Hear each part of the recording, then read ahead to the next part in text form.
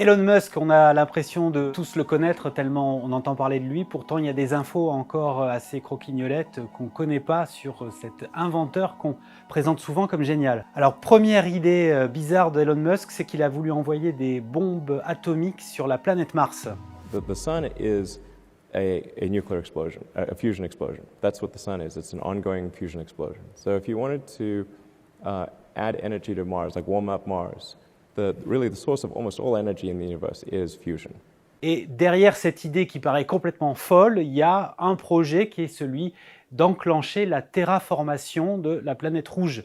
La terraformation, c'est faire en sorte que l'atmosphère de Mars soit propice à ce qu'il puisse exister de l'eau liquide à la surface, à ce qu'un écosystème comparable à celui de la Terre puisse s'y développer. Quand Elon Musk propose d'augmenter la température sur Mars grâce aux bombes atomiques, ce scénario, il est battu en brèche par les scientifiques aujourd'hui qui disent que de la glace, il n'y en a pas assez de toute façon sur Mars pour provoquer un tel phénomène. C'est complètement impossible.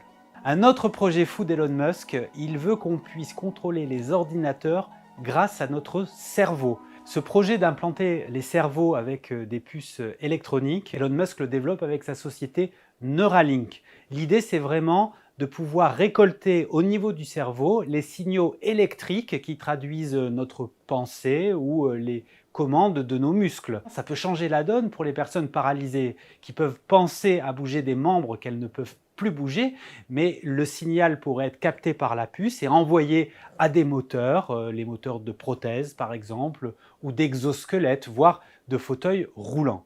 Elon Musk et ses équipes parlent même un jour de pouvoir télécharger sa mémoire sur un disque dur pour la conserver et la protéger.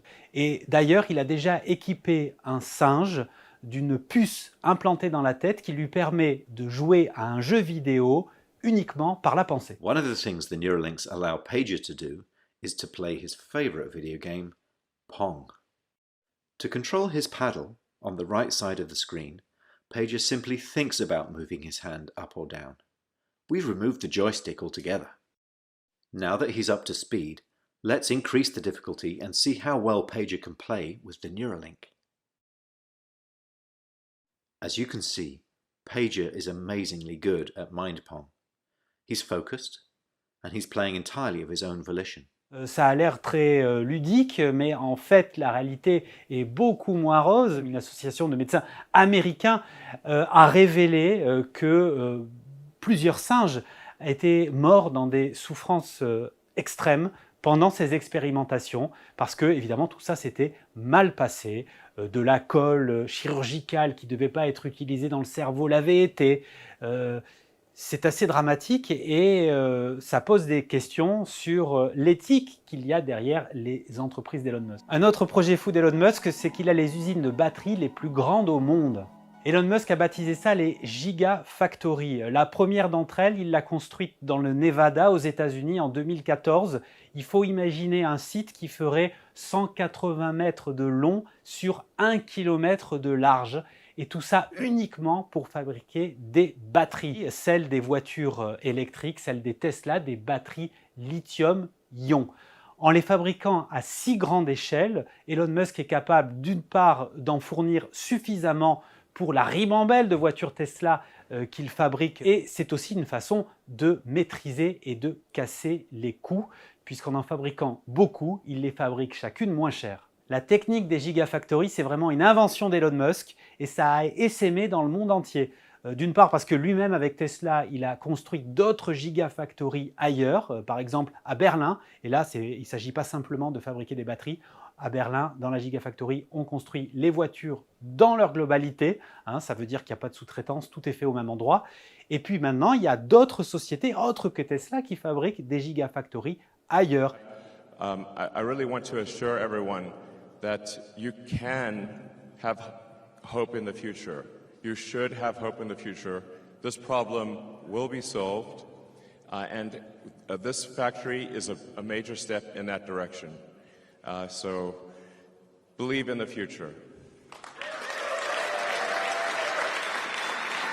Un autre projet fou d'Elon Musk, il veut faire rouler des Tesla sous la terre. Elon Musk, il a quantité d'entreprises et il en a une qui s'appelle The Boring Company. L'objet de cette entreprise, c'est de creuser des tunnels sous la terre.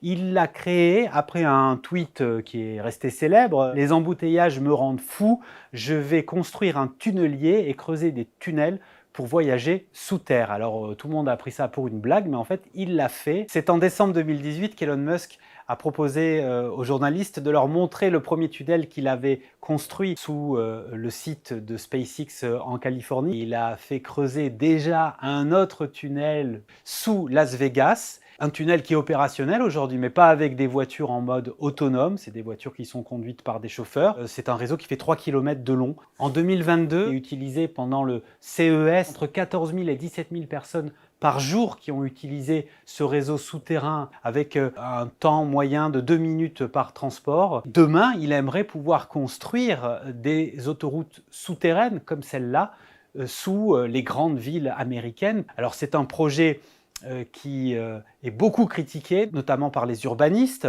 et qui se heurte à des problèmes d'ordre légaux. En 2022, la société SpaceX fête ses 20 ans. Et il y a 20 ans, quand Elon Musk a créé cette société qui finalement va révolutionner l'industrie du spatial, il n'y a eu que du mépris face à lui. Aujourd'hui, Elon Musk, 20 ans plus tard, il continue à travailler sur le spatial, il travaille sur l'automobile, il travaille sur les neurosciences. La leçon des 20 dernières années, c'est qu'il faut vraiment le prendre au sérieux, qu'il ne faut pas le mépriser, il ne faut pas le déconsidérer, il faut au contraire avoir un œil accroché à ses réalisations et ses projets parce qu'ils sont de nature à changer le monde dans lequel on vit.